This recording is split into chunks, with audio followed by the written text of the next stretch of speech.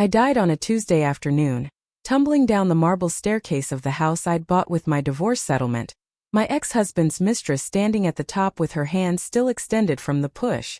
The last thing I saw was her face. Not horrified, not regretful, but satisfied. The last thing I heard was her voice calling down to me. You should have stayed away from what was mine.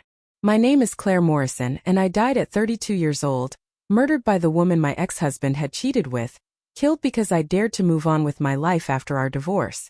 Then I opened my eyes.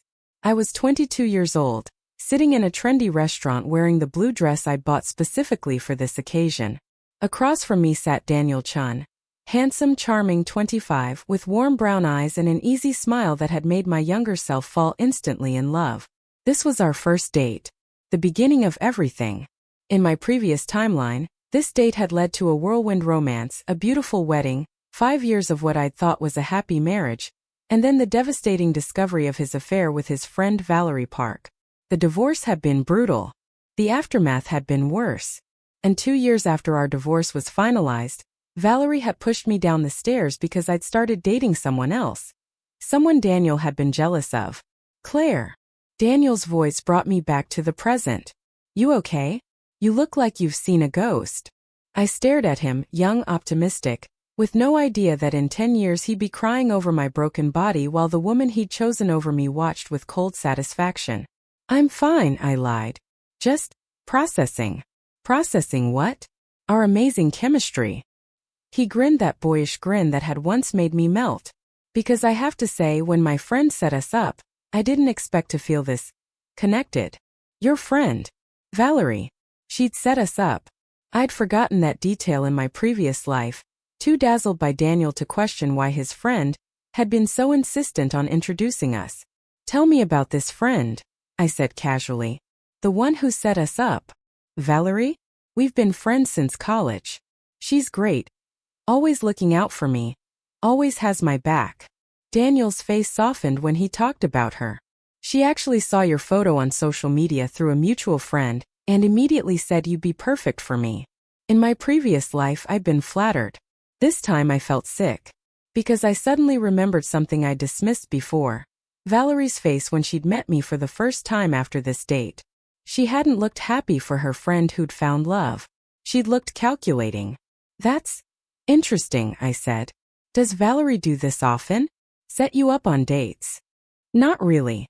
Actually, you're the first person she's ever introduced me to. She's pretty protective of me. He laughed. Sometimes too protective. She once sabotaged a relationship I was in because she said the girl was using me. Red flags were waving so violently in my mind that I could barely focus on the rest of the date. By the time Daniel walked me to my car, he was already planning our second date. How about this weekend?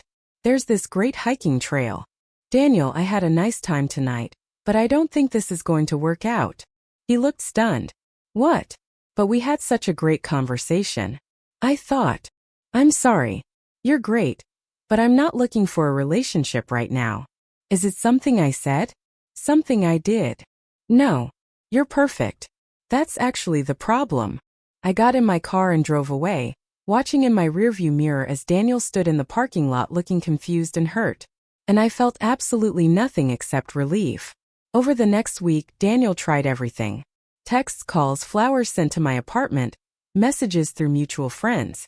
Each one made it clearer that in my previous timeline, I'd never stood a chance. Daniel Chun was a man who didn't accept rejection. But what surprised me was Valerie. She showed up at my apartment unannounced. Her beautiful face arranged in concerned friendship. Claire? I'm Valerie Park, Daniel's friend. Can we talk? I should have slammed the door. Instead, curiosity won. Sure.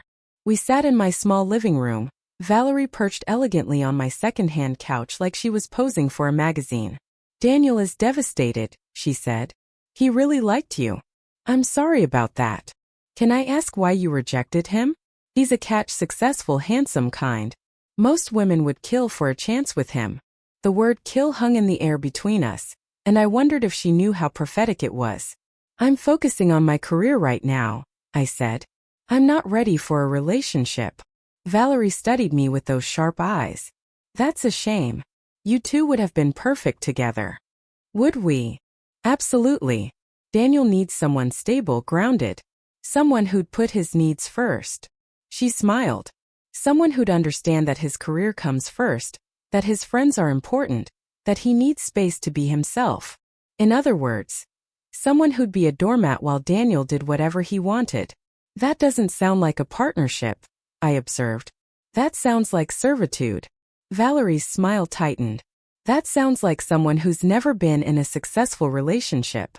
And you have. I know Daniel better than anyone. I know what he needs to be happy. Then maybe you should date him.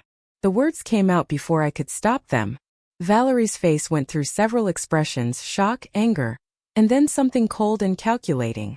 Daniel and I are just friends, she said carefully. We'd never work romantically. Why not? You clearly care about him. You're protective of him. You know what he needs. Because I know him too well. The mystery would be gone. She stood up. But I think you're making a mistake, Claire. Daniel is one of the good ones. You'll regret letting him go. I'll take that risk. After she left, I sat in my apartment thinking about the woman who would one day push me down the stairs. She was beautiful, intelligent, and absolutely obsessed with Daniel Chun. And I just challenged her to admit it. Over the next month, I threw myself into my career. I was working as a junior marketing coordinator, but I had ambitions. In my previous timeline, I'd put those ambitions on hold to support Daniel's career, to be the perfect wife, to make his life easier. This time I worked late every night, took on extra projects, networked aggressively. My boss noticed. Claire, your presentation on the Henderson account was exceptional, she said. How would you feel about leading the Mitchell project? In my previous timeline, I'd turned down this opportunity because it would have meant traveling frequently, and Daniel had said he needed me home. I'd convinced myself I was being a good partner, putting our relationship first. I'd love to, I said. 3 months after my first date with Daniel, I was promoted to senior coordinator. 6 months after that, I was an account manager. A year after walking away from Daniel, I was one of the youngest directors in the company. And I was happy.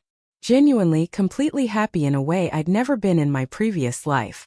I dated casually, nothing serious, just enough to enjoy companionship without sacrificing my autonomy. I traveled for work and pleasure. I bought a small condo that was all mine, decorated exactly how I wanted, with no one else's opinion to consider. I was free. Then, 2 years after our first and only date, I ran into Daniel at a professional conference. He looked different, older, with lines around his eyes that hadn't been there before. He was still handsome, but there was something deflated about him. Claire, he said, his voice full of complicated emotions. I didn't know you'd be here. It's a marketing conference. I'm a marketing director now. Director? That's amazing. I'm still working at the same company, same position. He gestured vaguely. Things haven't really moved forward for me like I thought they would. We got coffee and Daniel told me about the past 2 years. He dated several women but nothing had stuck. His career had stagnated. His best friend Valerie had gotten increasingly possessive, to the point where she'd sabotaged his last relationship. She told my girlfriend that I was still hung up on someone else, Daniel said bitterly. Which wasn't even true, but my girlfriend believed her and left. It was true, I thought. You were hung up on me. But I didn't say it. That sounds difficult. The worst part is I think Valerie might be in love with me. I never saw it before, but the way she acts, the things she says. He shook his head. We've been friends for 10 years. I don't know how to handle this without losing her completely. Why do you need to keep her as a friend if she's sabotaging your relationships? Daniel looked uncomfortable. She's been there for me through everything. When my dad died, when I lost my first job, when he stopped. It feels like I'd be abandoning her if I cut her off. Classic codependency, I thought. Valerie had cultivated it carefully over a decade, making herself indispensable so Daniel would never leave her. Daniel, can I ask you something? When Valerie set us up, did you ever wonder why? What do you mean? Did you ever question why she suddenly wanted to introduce you to someone after never doing it before? Daniel frowned. I mean, she said you seemed perfect for me. Or perfect to fail with you. Perfect to reject you so she could comfort you. Perfect to remind you that no one understands you like she does. I watched the realization dawn on Daniel's face. Slow, painful, devastating. She wouldn't. But he didn't sound convinced. Think about it. Every relationship you've had since college, has Valerie approved of any of them? No, he said slowly. She always found something wrong. Said they weren't good enough, or they were using me, or they didn't really understand me. And after each breakup, who was there to comfort you? Valerie. Who convinced you that you were better off? Valerie. Who probably reinforced the idea that maybe you just never find anyone as good as what you already had. Daniel's face had gone pale. She's my best friend. She wouldn't manipulate me like that. Wouldn't she? Daniel, I rejected you 2 years ago. Have you moved on? I've dated. But have you moved on? Or have you compared every woman to the one that got away? He didn't answer, which was answer enough. Valerie set us up knowing I'd be exactly your type. Knowing you'd fall hard. And knowing somehow that I'd reject you. I leaned forward. How did she know that, Daniel? What did she know about me that you didn't? I don't understand. She researched me. She knew I was ambitious, career-focused, unlikely to put a man before my goals. She knew I'd reject you. And when I did, she got exactly what she wanted. You devastated and dependent on her. Daniel stood up abruptly. This is crazy. You're saying Valerie orchestrated our entire relationship to fail. I'm saying Valerie is in love with you and has been sabotaging your happiness for years to keep you for herself. You don't even know her. You're right. I don't. But I know women like her. Women who'd rather see the man they love miserable than happy with someone else. Daniel left without another word, and I didn't try to stop him. But I'd planted the seed. Eventually he'd see the truth. 6 months later, I got an unexpected call. Claire? It's Daniel. Can we meet? We met at the same restaurant where we'd had our first date 4 years earlier. Daniel looked haggard. You were right, he said without preamble. About Valerie. About everything. What happened? I started paying attention. To the things she said, the way she acted around women I dated, her reactions when I talked about my career goals. He rubbed his face. I confronted her last month. And she admitted it. All of it. She said she'd been in love with me since college, that she'd spent 10 years making sure no one else could have me. She said if she couldn't have me, no one would. That's psychotic? Yeah.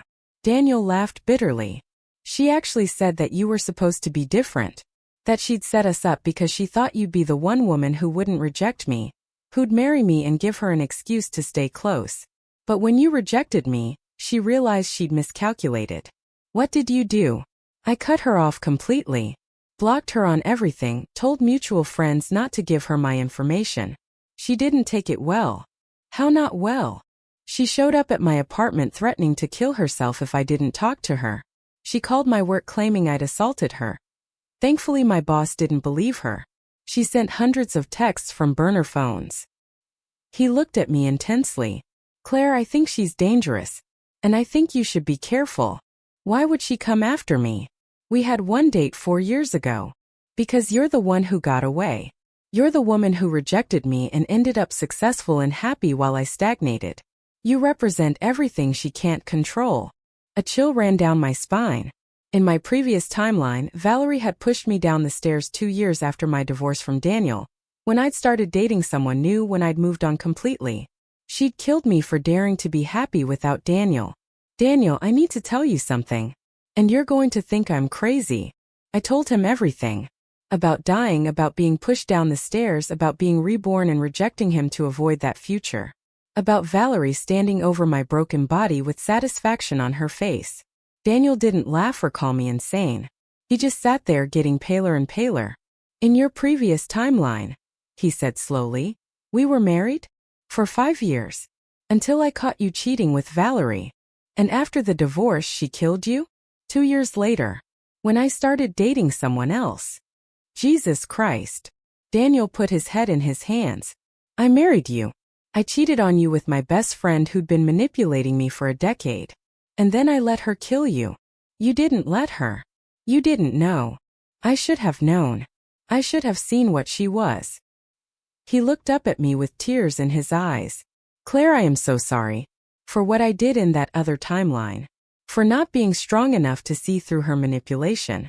4. Daniel, you were a victim too. Valerie groomed you for years. She isolated you from healthy relationships, made you dependent on her validation, twisted your perception of love. That doesn't excuse cheating on you. No, it doesn't. But it explains it. I reached across the table and took his hand. I forgave you a long time ago. In another life, in another timeline. But I forgave you. Did we love each other? In that timeline. I thought about my first life, about thinking I was happy while slowly losing myself, about convincing myself that supporting Daniel meant sacrificing my dreams, about the relief I'd felt when I'd finally left. I thought we did, I said honestly. But I don't think we were good for each other. We brought out each other's worst traits. I became codependent. You became entitled. We made each other smaller instead of bigger. And now? In this timeline. Now we're different people. We never became those toxic versions of ourselves. We both grew in different directions. Do you think? Daniel hesitated. Do you think we could try again? Knowing what we know now. I looked at him, still handsome, but now humbled and self-aware in a way he'd never been in my previous timeline. There was genuine remorse in his eyes, genuine growth. And I felt absolutely nothing romantic. No, I said gently. I think we're better as friends who learned from their mistakes. I think we both need to find people who bring out our best selves. And we weren't those people for each other. Daniel nodded, looking sad but accepting. You're probably right. But Claire, about Valerie. I'll be careful. Please. I know what she's capable of now. And if anything happened to you, if she hurt you because of me, I couldn't live with that. We parted as friends, with promises to stay in touch and warn each other if Valerie surfaced. I didn't expect to hear from Valerie directly, but 3 months later, she called me from an unknown number. Claire Morrison, she said, her voice pleasant. We met once years ago. I'm Valerie Park. I remember. Do you? I wasn't sure you would. You rejected Daniel so quickly, so callously. I wondered if you even remembered breaking his heart. What do you want, Valerie? I want to understand something. How did you know? Know what? That rejecting Daniel would work out so well for you. That you'd become successful, accomplished everything you are now. How did you know that choosing yourself over him was the right decision? It was a risk. But it paid off. Lucky you. Her voice turned cold. Do you know what it's been like for me? Watching you thrive while Daniel struggled? Watching you become everything I worked to prevent. Valerie, you need help. I need you to suffer, she screamed suddenly. I need you to understand what it's like to want something so desperately and watch someone else take it. To work for years toward a goal and have someone casually destroy it. I didn't take Daniel from you. I rejected him. And that was worse. Don't you see? If you'd married him, I could have stayed close. I could have been the friend, the confidant, the one he really cared about. But you rejected him and it broke something in him. He started questioning everything. Eventually he questioned me. So you admit you manipulated him. I loved him. Everything I did was out of love. That's not love, Valerie. That's obsession. Call it what you want. But I'm calling to warn you. I know where you live.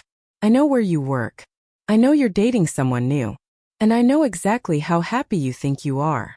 She hung up before I could respond. I immediately called the police.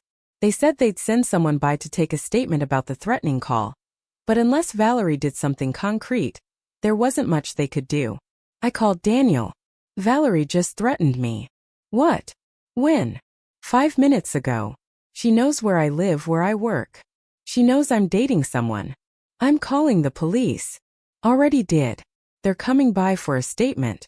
But Daniel, this is exactly how it happened before. The threats, the stalking, and then, I won't let her hurt you. You can't stop her if you don't know when she's coming. We agreed to stay in close contact. Daniel warned mutual friends about Valerie's behavior. I increased security at my apartment and office. I told my boyfriend Michael about the situation, all of it, including the rebirth. Michael, a software engineer with a practical mind, simply said, "Okay. So we're dealing with a dangerous stalker who's already killed you once. Let's make sure she doesn't get the chance again." I loved him for not questioning, for not dismissing, for just accepting and protecting.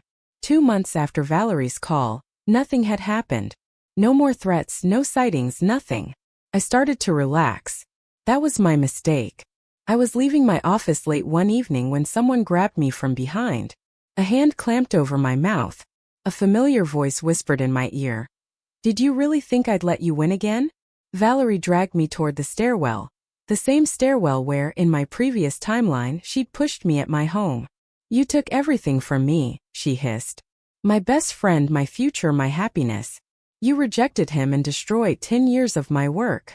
She forced me toward the stairs, clearly intending to push me just like before. But this time I was ready. I went limp suddenly, dropping my full weight. Valerie, unprepared, stumbled forward. I twisted, using her momentum against her, and she lost her balance. We both fell, but I fell safely, rolling away. Valerie fell down the stairs, her scream echoing through the stairwell.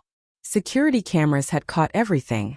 When the police arrived, followed by paramedics, Valerie was conscious but badly hurt. She immediately started screaming that I'd pushed her, that I'd tried to kill her. But the security footage told a different story. It showed Valerie grabbing me, dragging me toward the stairs, attempting to push me. It showed me defending myself. "Ms. Morrison," the detective said as they took Valerie away on a stretcher, still screaming accusations, "you should know that we found extensive stalking evidence in Ms. Park's apartment. Photos of you, your boyfriend, detailed schedules of your movements. And..." He hesitated. "A journal. Filled with plans about how to kill you and make it look like an accident." "Plans?" I repeated numbly. "Dating back 5 years. Since the day you rejected Daniel Chun. 5 years. She'd been planning to kill me for 5 years, just waiting for the right opportunity. In my previous timeline, she'd gotten that opportunity. This time she'd failed." Valerie was charged with attempted murder, stalking, and assault. During the trial, more evidence came out. She'd vandalized my car 3 years ago. I'd thought it was random. She'd sent anonymous hate mail to my office. She'd even tried to get me fired by spreading rumors about me having an affair with my married boss. She'd been terrorizing me for years, and I'd never known. Daniel testified against her, detailing her decade of manipulation and control. The prosecution painted a picture of a woman who'd become so obsessed that she'd lost all grip on reality. Valerie's defense tried to claim insanity, but the journal entries were too detailed, too calculating. She'd known exactly what she was doing. She got 15 years in prison. At the sentencing, Valerie looked at me with pure hatred. "This isn't over," she mouthed. But it was. 5 years after Valerie went to prison, I married Michael in a small, beautiful ceremony. Daniel attended with his girlfriend, a kind woman who made him laugh and supported his growth. We were friends now, Daniel and I. Good friends who'd learned from their mistakes and helped each other become better people. "Thank you," Daniel said at my wedding reception, "for rejecting me, for seeing what I couldn't see, for saving both of us from a toxic future." "Thank you for believing me," I replied. "When I told you about dying and being reborn, how could I not? You knew things no one else could have known." He smiled. "Do you ever regret it? Walking away from me?" I looked at Michael across the room, laughing with my friends. I thought about my career, my independence, my happiness. Not for a second. 10 years after Valerie went to prison, I was a vice president at my company. Michael and I had 2 children. Daniel had married his girlfriend and started a nonprofit helping victims of manipulation and psychological abuse. We met for coffee occasionally, old friends who'd survived something impossible together. "I heard Valerie is up for parole next year," Daniel mentioned during one of these meetings. "I know. I'm planning to testify against it." "So am I." He stirred his coffee. "Do you think she's changed? After 10 years in prison?" I thought about the woman who'd stalked me for 5 years, who'd tried to kill me twice across 2 timelines, who'd manipulated Daniel for a decade. "No," I said. "I think she's just gotten better at hiding it." "Me too." At Valerie's parole hearing, Daniel and I both testified. We detailed her history of manipulation, her stalking, her violence. We presented evidence of her continued obsession, letters she'd sent from prison to mutual friends, still talking about how unfair it was that I was happy. Parole was denied. "I'll get out eventually," Valerie said as they led her away. And when I do, I'll finish what I started. No, I said clearly. You won't. Because I'll always be ready for you. And unlike last time, I'm not the naive woman you thought you could destroy. Valerie screamed threats all the way back to her cell. 15 years after my rebirth, I was 47 years old and living a life I'd built entirely on my own terms. I'd been promoted to senior vice president.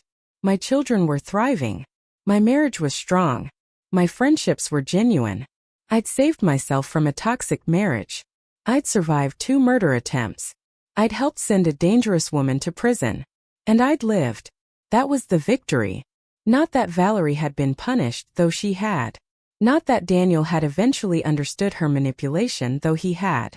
But that I'd chosen myself, protected myself, and built something beautiful from the ashes of a timeline where I died broken and betrayed. 20 years after my rebirth, Valerie died in prison. An illness quick and without fanfare. I felt nothing when I heard the news. Not relief, not satisfaction, not pity. Just a vague acknowledgement that a dangerous chapter had finally truly ended. Daniel called me when he heard. How do you feel? Free, I said. Finally, completely free. Me too. We were quiet for a moment, 2 people who'd survived manipulation, obsession, and attempted murder. Claire, can I ask you something I've always wondered?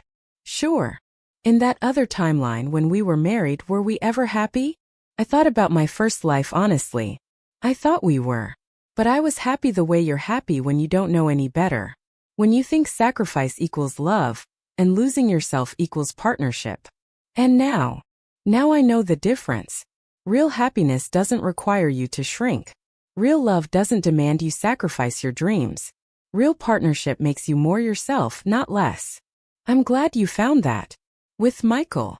I'm glad you found it too. With Amanda. 25 years after my rebirth, I was 67 years old and retiring from my company. They threw me a farewell party where colleagues gave speeches about my leadership, my mentorship, my impact. My children were there, grown now, successful in their own right. Michael held my hand, gray-haired and wonderful. Daniel attended with Amanda, old friends who'd walked through fire together and come out whole. In my speech I said, 25 years ago I made a decision that changed my life. I chose myself over someone else's expectations. I walked away from what everyone said I should want and toward what I actually needed. And that decision led to everything good in my life. My career, my family, my happiness. So my advice to all of you is this. Never be afraid to choose yourself.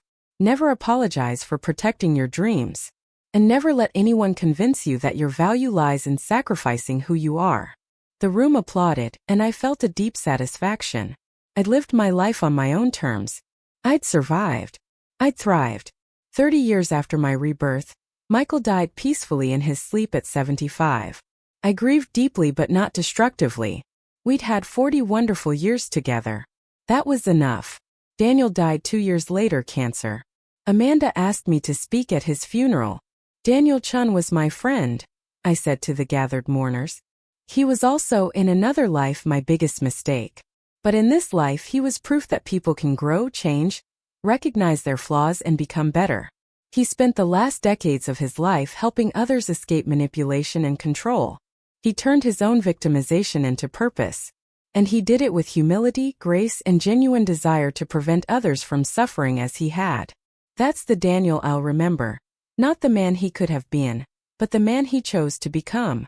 At 77 I was diagnosed with cancer. The same kind that had killed Michael, though slower, more manageable. The doctors gave me 2 years, maybe 3. I wasn't afraid. My children were grown. My grandchildren were thriving. I'd lived a full, rich life on my own terms. This was how it ended. I was content. In my final months, I wrote letters to my children and grandchildren, not about dying but about living, about choosing yourself, about recognizing manipulation, about the difference between healthy and toxic love, about never, ever shrinking yourself to fit someone else's expectations. I died peacefully at 78, surrounded by family, having lived 46 years past the age I died in my first timeline. The difference was everything. At my funeral, my oldest daughter gave the eulogy. My mother used to tell me a story that sounded impossible. She said that once in another life she'd made different choices. She'd chosen a man over herself. She'd sacrificed her dreams for someone else's. And she died young, unhappy, unfulfilled. But somehow she got a second chance. A chance to choose differently. To choose herself. To build a life that was truly hers. Whether that story was literal or metaphorical, I don't know. But I know this. My mother lived her life like someone who'd been given a precious gift and was determined not to waste it. She chose herself fiercely. She loved fully but never sacrificed who she was. She built something beautiful from her own strength. She taught me that the bravest thing you can do is walk away from what's killing you, even if it looks good on the surface. That real love doesn't require you to be less. That your dreams matter as much as anyone else's. She survived something that would have destroyed most people. And she didn't just survive, she thrived. That's my mother's legacy. Not that she escaped death, though she did. Not that she built a successful career, though she did. But that she chose herself over and over again until the day she died. And that choice made all the difference.